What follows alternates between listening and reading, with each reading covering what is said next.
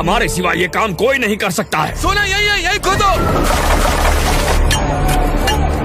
तू नहीं बोला था ना उधर भूत पिशाच भटकते हैं?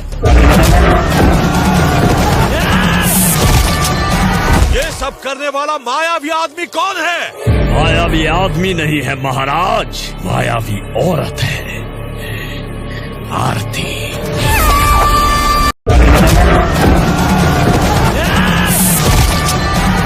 ये जो आपने फिल्म का दृश्य देखा जिसमें एक भट्ट ब्राह्मण क्षत्रिय को आदेश दे रहा है कि बुद्ध की प्रतिमा से सर उतारकर धड़ से नीचे गिरा दे, और वह ऐसे ही करता है। बुद्ध की प्रतिमा से सर उतारकर नीचे गिरा देता है और उसके बाद जो अफरा तफरी मचती है, जो बवाल हो जाता है, इसी से आप अनुमान लगा सकते हैं कि डायरेक्टर ने इस फिल्म के अंदर बौद्ध का इतिहास दिखाने की कोशिश की है कि भारत से कैसे बौद्ध धर्म को नष्ट किया गया, कैसे बौद्ध के अनुयायियों को यहाँ से पीट पीट कर खदेड़ा गया। नमस्कार, जय भीम, सत श्री अकाल, आदाब। मैं उमेश करुणा और आप देख रहे हैं BH news network. Chiyaan Vikram और जाने माने क्रांतिकारी फिल्म डायरेक्टर पा रंजीत की तंगलान फिल्म ने धमाल मचा कर रखा है। अब यह फिल्म आपको 6 सितंबर को हिंदी में देखने को भी मिलेगी। जानिए इस फिल्म की कहानी। पा रंजीत की थंगालन में आपको असली KGF की कहानी देखने को मिलेगी। उस KGF की कहानी जिसे 121 साल तक खोदा गया और बदले में 800 टन सोना निकाला गया। वह सोना जिसके पीछे भारत के दलित और आदिवासियों ने खून पसीना बहाया, लेकिन इस देश को कभी उस सोने की शक्ल देखना नसीब नहीं हुआ। डॉक्टर बाबा साहब अम्बेडकर जी का एक बहुत फेमस कोट है कि the history of India is nothing but a mortal conflict between Buddhism and Brahmism. Hindi में कहे तो भारत का इतिहास और कुछ नहीं बल्कि बौद्ध धर्म और ब्राह्मणवाद के बीच एक खूनी संघर्ष का इतिहास है। डायरेक्टर पा रंजीत भी इस मूवी में यही खूनी संघर्ष दिखाने का प्रयास करते हैं। थंगालन के एक सीन का फोटो इन दिनों सोशल मीडिया पर जमकर वायरल हो रहा है, जिसमें तथागत बुद्ध की मूर्ति के सामने एक राजा जैसा कोई आदमी और कुछ ब्राह्मण खड़े हैं और दूसरे ही फ्रेम में तथागत बुद्ध की बिना सिर की खंडित मूर्ति दिख रही है।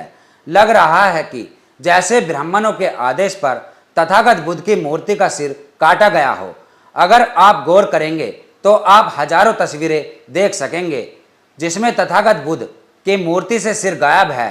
जब भी एक्टर विक्रम का नाम जुबान पर आता है तो जहन में वह कभी लिंगेनसन बनकर सामने आते हैं तो कभी अपरिचित रेमो और अमी के रूप में दिखाई देते हैं।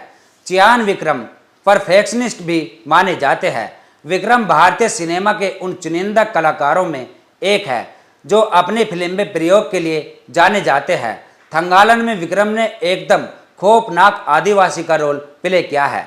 कटा हुआ चेहरा जिसमें खून निकलता हुआ दिख रहा है, वहीं चेहरे पर लिपे हुए मिट्टी में सने चियान विक्रम का यह लुक किसी के भी रोंगटे खड़े कर सकता है। थंगालन में विक्रम की एक्टिंग की जमकर तारीफ हो रही है। आप चिन विक्रम की एक्टिंग के लिए भी इस फिल्म को देख सकते हैं।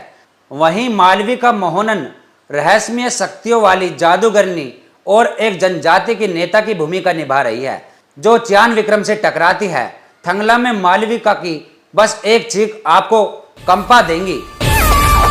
पा रंजीत बहुजन समाज के इतिहास और संघर्ष को बड़े पर्दे पर दिखाने के लिए जाने जाते हैं और उन्होंने कबाली, काला जैसी सुपरहिट फिल्में बनाई है। पा रंजीत की फिल्मों में हमेशा हीरो दलित आदिवासी समाज से होता है। पा रंजीत के बारे में कहते हैं कि वह एक पॉलिटिशियन है जो फिल्में बनाते हैं। रंजीत बहुत बोल्ड किस्म के व्यक्ति है जो बिना किसी डर के अपनी बात रखते हैं। अभी हाल ही में हुए बहुजन समाज पार्टी के तमिलनाडु अध्यक्ष के मर्डर पर वह खुलकर बहुजन समाज पार्टी के साथ मिलकर अध्यक्ष को न्याय दिलाने के लिए संघर्ष करते हुए नजर आए। वहीं वह अपने भाषणों में तमिलनाडु के मुख्यमंत्री MK स्टालिन को BSP नेता को लेकर जमकर सुना रहे थे। BSP नेता का न्याय दिलाने के लिए एक रैली का आयोजन करने के लिए रंजीत पर एक पुलिस केस भी हो गया था। उनकी फिल्म थंगालन को बॉयकॉट करने की मुहिम भी चलाई गई थी, लेकिन यह फिल्म काफ़ी जोरों शोरों से रिलीज हुई जिसने अभी तक करीबन 100 करोड़ का बिजनेस भी कर चुकी है और 6 सितंबर को यह हिंदी में रिलीज होने वाली है। दर्शकों में काफ़ी खुशी की लहर दौड़ रही है। वह चाहते हैं कि पा रंजीत बहुजन समाज के इतिहास पर ऐसी फिल्म और भी आगे लेकर आए, क्योंकि तथागत गौतम बुद्ध का बौद्ध धर्म भारत से जो नष्ट किया गया उसके पीछे क्या साजिश रही, यह इस फिल्म में आपको सीधा सीधा साफ साफ दिखाई दे सकेगा। इस फिल्म के अंदर बौद्धों के ऊपर होने वाले अत्याचारों से जुड़ा हुआ इतिहास भी आपको देखने को मिलेगा। इस फिल्म पर आपकी क्या राय है, कमेंट्स बॉक्स में जरूर लिखें और देखते रहिए BH न्यूज़ नेटवर्क। जय भीम, जय भारत, धन्यवाद।